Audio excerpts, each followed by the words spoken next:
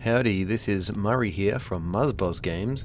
I'm just playing the Underworld Ascendant pre-alpha build, which is, quite an early build of an interesting project to me. It's just a small level called the Challenge of Ishtash, where you have to try to reach this magical tree.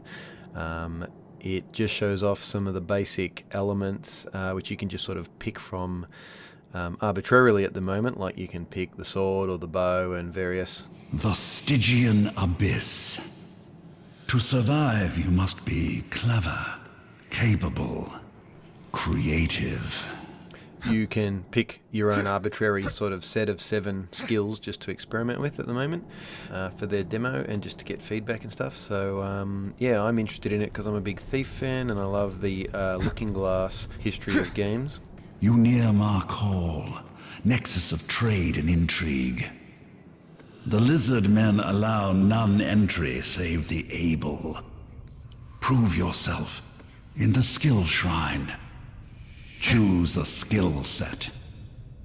Got myself stuck here on a little couple of stalagmites here, but I get out. It shows off a bit the style they're going for of art, which is looking quite nice. I'm a big fan of the Thief games in particular. I never really played Ultima Underworld, but they were certainly, it was one of the very first real-time 3D texture mapped games at the time, and obviously games like Doom and stuff really exploded and sort of took over the gaming scene. But I love this style of game where you can combine lots of different skills and the environment and elements in the game interact in interesting ways, which is what they're sort of really focused on in this game. So I've backed it at the sort of $100 kind of somewhere there level to get a copy or two of the game and just generally to support them because it's Paul Neurath and Tim Stelmach and a bunch of guys from Blue Sky Productions or Looking Glass Studios who made Thief, which is one of my favourite games ever made still. I'm a game developer myself and kind of interested in this sort of game, so it's also interesting just to follow along and see what these earlier builds look like, what their alpha looks like versus maybe if I went to make a game. Sometimes you go to make a game and you compare yourself against finished AAA games and you sort of don't know how to compare when you're at just prototyping stage. How do you sort of know whether you're doing the right thing or coming along well? It's kind of interesting to see on that level as well. Here we're just picking sort of a set of the skills and you can pick any 7 you want. So I just sort of picked mostly stealth and the bow and some magic wand there, which I didn't actually end up using to levitate things. I did another playthrough afterwards, which was more wall climbing and wall jumping, which actually felt quite cool, and I like that. This was me trying to figure out how to use the bow. I kept kind of just... anyway, I tapped the button and it didn't shoot properly. So it was interesting to see the game at this stage. I'm just kind of checking out all the art here, which is why I'm not being very exciting sometimes, just looking at things, trying to figure out how things work. I guess being a fan of Thief, being a fan of Thief, I didn't necessarily find it sort of scratching that itch that well. There's me finding a funny bug where you can switch ammo type while you're already holding back a bow, which it's got water arrows. I mean, I think obviously I'm not expecting them to have focused on the stealth thing to a really high level at this stage because they're putting everything together. But I do hope in the final game that there'll at least be areas where there's some quite rich sort of stealthing around that pays off. Even in this, it's quite handy the way you can sort of crouch and that puts you in stealth mode, and you can get a lot closer to the lizard men. There's basically just lizard men on this level. You can get closer to them without them noticing, and you can sort of snipe away at them with a bow. That's me just lighting a box, I think. I had a problem here where it goes through you a bit when if you sort of walk forwards into it, and then I think Behold your there's the goal, goal. the tree there on the left. I think here I clicked away from the game, and then the trap hit me, and then The silver scepter. yeah, that's me trying to get wrestle control. Yeah, just me being silly. Yeah, the little physics traps are cool, like that one there. I like the way it sort of spins around and jutters at each landing point.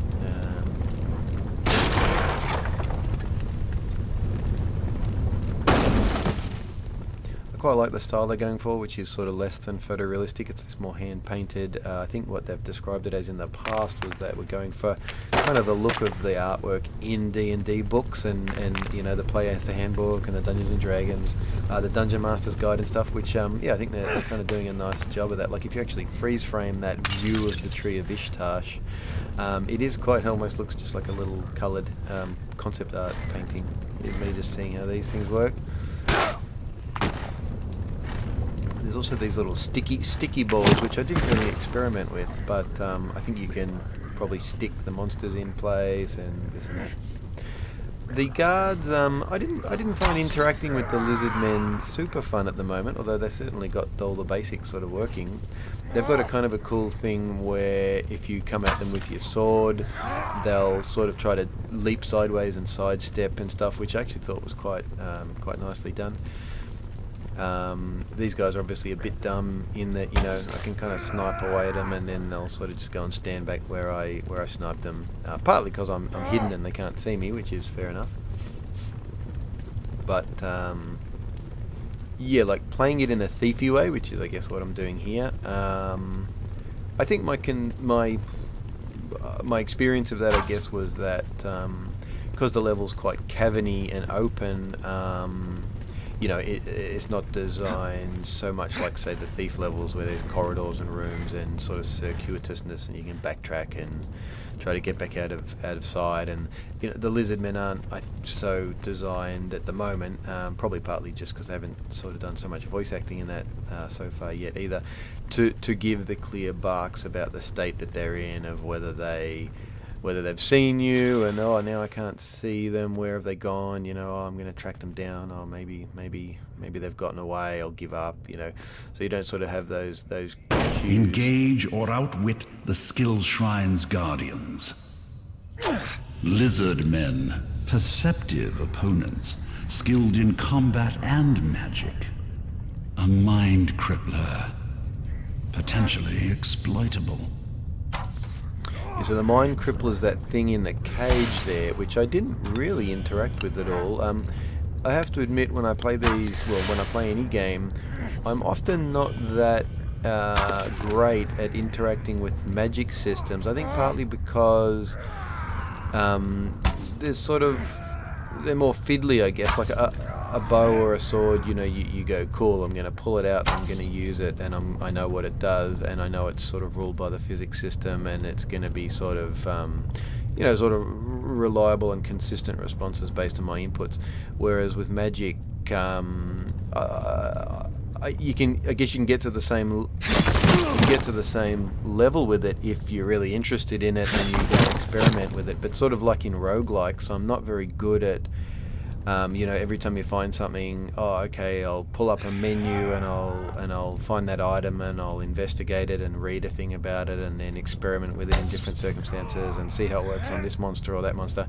I think I find that because it's not right in the simulation, I just forget to sort of do it, or it feels like you're stopping the game to learn how to do it. But anyway, whatever the case, I didn't really experiment with the wands, although I did on my second playthrough experiment with the time slow spell, which looked cool and felt cool. So I mean, I actually did enjoy that.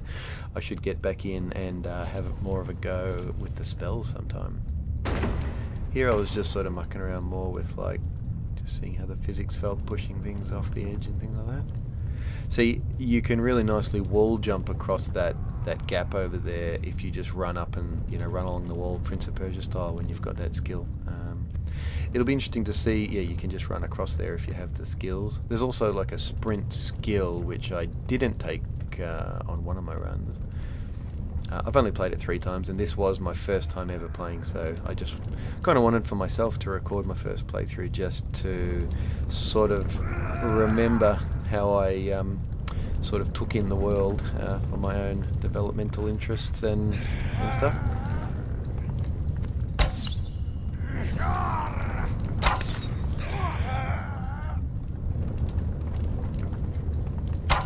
I think I remember we were a female protagonist at one point. In this one we seem to be a male again.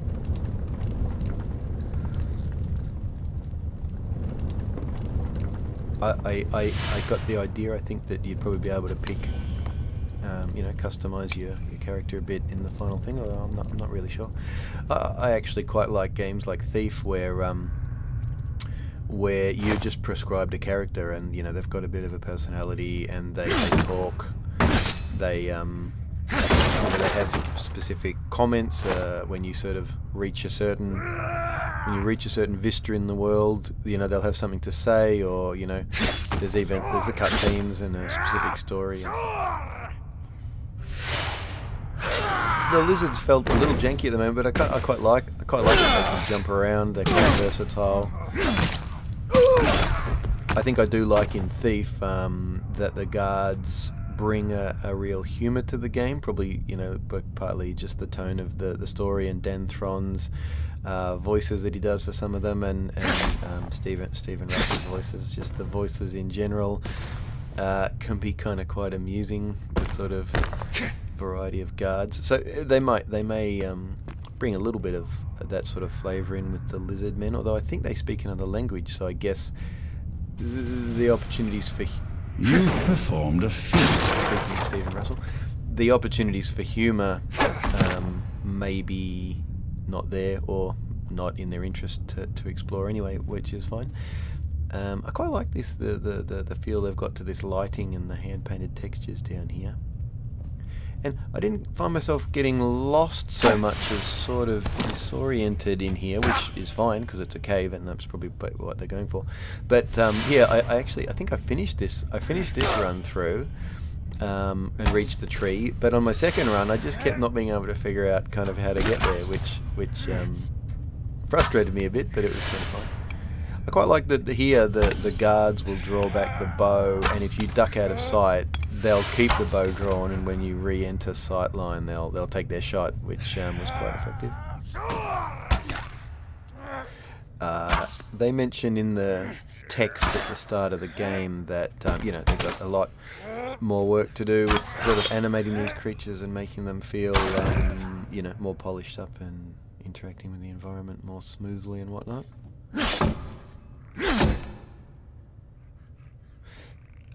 The audio engine in Unity is not always the best. Like, it's not. When I try to use it myself, I don't find that it's very easy to emulate the kind of richness and positional sort of simulation that Thief did, which is a shame because Thief's 20 years old. But I know that Steam have released Steam Audio, which can integrate with Unity, and I've dabbled with it, but I find it a little. I was hoping it would be a bit of a silver bullet and that it would just be awesome, but I find it a little hard to. I need to spend more time with it, but I hope that Steam Audio would let me build a Thief-like situation with guards walking around, and I could really tell whether they were. Coming down a hallway and then entering my ear from the left or whatever. But I found it a little. Well, it was harder to tweak than I thought. But now I'm not sure whether Other Side Entertainment, who are making this game, are going to explore that, or they're rolling their own kind of solution to get better positional audio, or what they seem to have in here is working quite well. But I did find that it was a little hard to judge how far away a lizard man was when they're like, it sounded like they were often right in, a foot away from my ear, but then I'd sort of spin around and it's like, they're maybe in the room, or they're in the next room, so it was a little hard to tell sometimes. And that is the problem I have with Unity Audio, is that sometimes it's just hard to tweak the curve, the attenuation curve for the sound should get quieter at this rate as things get further away. These traps were pretty cool, and I found that I got through them fairly effectively if I thought about it and timed it well, which made me feel smart, so that's always, I guess, a reason to think that they're good. Yeah, it was quite fun here, going like, oh, how do I get through here? I got pretty done in by some traps in my second run, and I found a little bit, probably just because of the stage the game is at, being even pre-alpha, that there were times when I was trying to use the wall jump and the things, but in some cases it wasn't doing what I wanted it to do, and I got kind of stuck on something, or I got hit by a trap, and I think it's... Impressive. Which skills inspire so here I've you? reached the tree. Will you be a warrior who springs from the shadows? A rogue launching enchanted arrows? The options are endless. So there you have it. Loading. Wondrous. So yeah, it was fun. I guess, I sort of finished it and felt a little like I'd missed something. I think what I've missed, I guess, is that you do need to keep playing it and trying out the other skills. And there's some really cool, like I tried the wall jumping and the wall climbing on my next run, and that was really fun. So I should check out the magic, and I think, the combination of all the elements is going to be interesting, and certainly once they build out the environment with more levels and really explore the trap systems and the different things, I'm really excited to see what they do with this one. So cheers, this is Muzboz here, signing off. Have a lovely day.